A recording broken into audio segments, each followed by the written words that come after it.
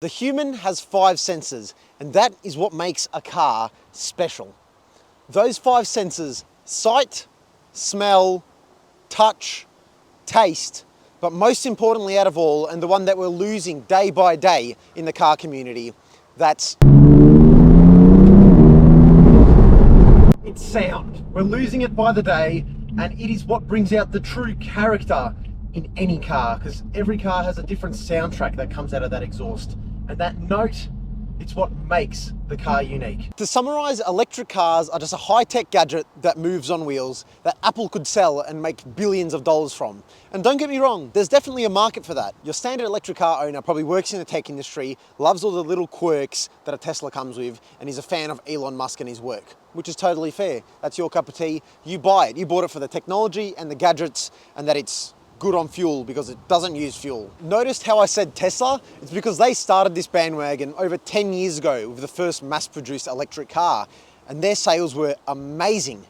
Because of that, all these other brands tried to hop on the bandwagon, from Porsche, Audi, Jaguar, Mercedes. All these high-end brands are trying to jump into the electric craze and make their bucks. But their sales, and most importantly, trade-in and resale value, really shows what they're truly worth. These are all high-end luxury vehicles, not the electric Kia or the electric Hyundai. These are cars that people buy with a lot of money for the experience of owning and driving and the full experience behind it, like I said at the start. Unlike those Kias, which is a point A to point B vehicle people use as a daily commuter. A big example of this can be seen with the Audi e-tron, one of the most questionable electric cars out there. So it came out in 2020 and is still being sold to this day. Brand new. For a high spec one, you're looking around $250,000 Australian dollars, up to 300,000. Let's say you bought one 3 years ago, 2021, and you only put 10, 20,000 kilometers on it. Good luck trying to get rid of that car. You spent $250,000 on it then. 3 years later, you go to trade it in at the exact same dealership. They're either going to give you a price that's under $100,000, or they're just going to say, no, we're not interested, because they know they can't sell it themselves. That's how much of a problem this is. Even the dealership that made and sold you the car won't buy it back because they know no one else is gonna buy it, because that craze and the hype, it's coming down like a lead balloon. We know the car community is not gonna support that incredible depreciation and also the impossible task of selling one if you've already bought one. But there's also other reasons why we're not really gonna get behind it. As we all know, a big part of the car community is restoring old cars, whether that's a JDM, European, or an American or Australian muscle car. You can make it how you want it, whether that's a car from 5 years ago or a car that's been in a barn for 80 years. You can pull it out, spend as much money and time as you want to make it exactly how you want it. And you can make it yours in any different way. For example, if you've got an E30 M3 and you decide to put a LS V8 in it, you can. If you've got a Toyota 86 and you wanted to put a Ferrari engine in it, you can. And obviously it's going to be a one-of-one car. It's going to be incredibly unique, and the drive, it's going to be like no one can experience apart from yourself. But when it comes to electric cars, well, there's no real restoring them. You can't really restore a battery. You can only buy a new one. It also comes to the point where swapping things over doesn't really work. I don't even know if you can, but if you can, let's say you put a Porsche Taycan battery in a Tesla. What difference is that really going to make, if it even is possible? Maybe it'll be faster and better range? Big deal, really? Like, there's no character swap. It's just the same car has just got a little bit different specs now. Like, there's nothing special about it. Same thing when it comes to working on the motors. Let's say you're working on a 1970s Chevy V8. You can bore the engine, change the cams, change the timing. You can do all this different stuff, which is going to change completely how the car drives, makes it unique, and gives it that experience that you didn't have before. Whereas what can you do with an electric battery? You can make it pull more power, I guess. You'll get less range because it's putting more power to the wheels. There's no uniqueness to it. It's just more power or more range. Whereas when it comes to that Chevy V8, like I said, you can cam it, you can different injectors, you can do everything differently to make it unique and make crazy power. And on that point as well, these engines, if maintained properly, obviously some are exceptions, you can make hundreds of thousands, if not millions of kilometers if you look after them properly. Whereas batteries, at this point at least, they don't have anywhere close to that longevity. If it gets too old or too many kilometers, you have to replace the whole battery. I know Tesla give an 8-year battery warranty, but after that, if your battery health goes down too low, you've got no choice but to replace the battery. Same thing happens in cars, of course, you have to replace the motor, but any mechanic can work on a motor, as long as it's not a complex European one. I mean, any mechanic can work on it. Barely any mechanic can work on an electric car because 9 times out of 10, there's no work to be done. It's just new battery. The price as well isn't really that budget friendly. To replace a battery in one of these cars can be anywhere from $10,000 to $40,000 depending on the brand. Now, I agree, engines can cost that much as well, but most your run-of-the-mill engines are a couple of thousand, if that. It's only the ones that get in tens of thousands when they're performance engines, Ferrari engines or something like that. But when it comes to daily driver cars, like a Civic, I'm sure you can find a motor for under $2,000.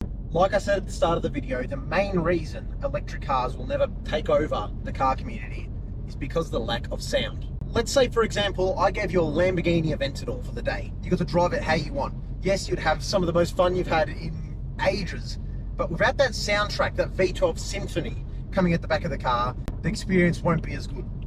Now, I'm not denying driving a silent Lamborghini Aventador is going to be boring or you won't like it, but what I'm saying is that sound of it going all the way to 7, 8, 9,000 RPM and clicking through the gears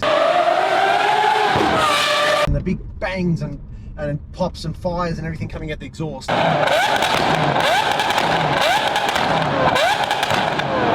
That's what makes most of the experience, in my opinion. Yes, the speed is cool, but it's just the drama that comes at the back of the car which puts a smile on your face. It's the sound that always attracts us car guys to the happiness that we link with cars. Half the experience of driving a sports car is the sound that comes out the back of the car, and electric cars will never win over the car community by adding fake sounds or electronic UFO sounds to make their sounds cool. It might be cool for those people who don't care about cars, but those who grew up listening to V8s, V10s, V12s will never be able to experience a real sports car without that real sound coming out the back. And in my opinion, the sound is the character of the car. It's what makes it unique and individual. For example, a V8 can sound like this in a C63, like this in an American muscle car,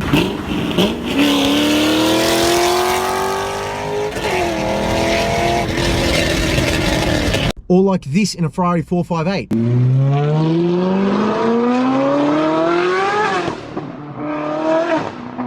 They're all completely different sounds, but it just makes that character different. Whereas electric cars, they all sound the same.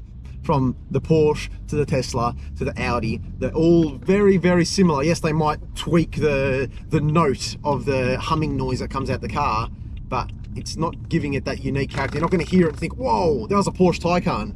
Like when you hear a C63 and you go, whoa, that was a C63. Every time you hear the scream of a V12, or the harmony of a V10,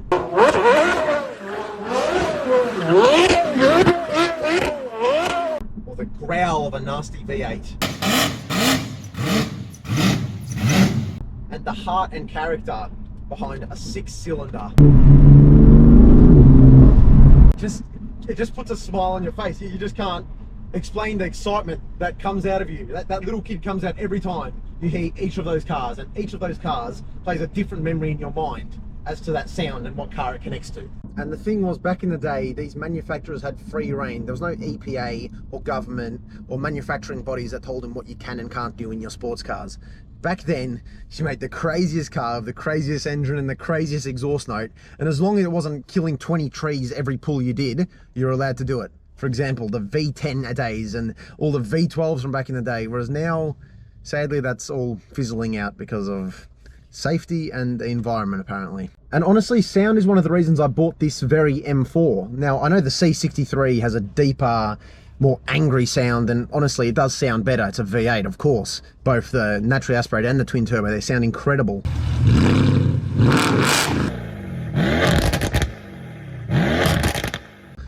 But this M4, it's just that deep 6-cylinder growl and all the sounds that come out of this M Performance exhaust just makes me love it. Like, even when it was stock, I loved the sound, but now with the M Performance exhaust, when you let off the accelerator, it lets off a few pops.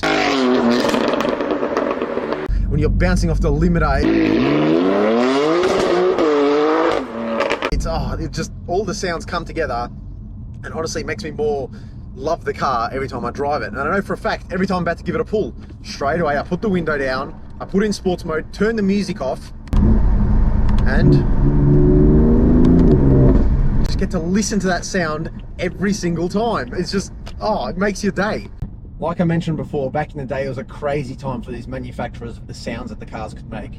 And I'll make a video on why the 90s and the 2000s, in my opinion, were some of the best times ever to be a car guy. And the cars we got to experience, and still experience to this day, are awesome. But sadly, it's not being made like they used to be made. And now we might compare the C63 versus the M3, or the Ferrari versus a Lamborghini, which sounds better and has a cooler engine.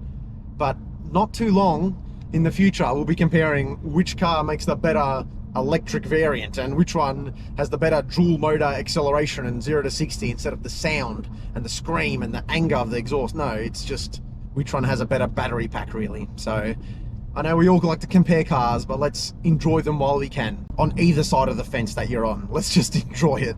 The point of this video isn't to dwell on electric cars. If anything, it's to savor what we've got now. You yourself can go out and buy, whether that's a M3, M4, Lamborghini, or even a Civic if you wanted to, because you're allowed to buy petrol cars, and luckily there's no restrictions on them yet. So who knows when that's going to happen. Go out, buy it, and drive that car before it's too late. YouTube thinks you should check out this video. I appreciate you for watching. Thanks for all the subscribes and the follows and the likes. Keep doing it, and I'm endlessly thankful for all the support I'm getting. Thank you, and I'll see you next week.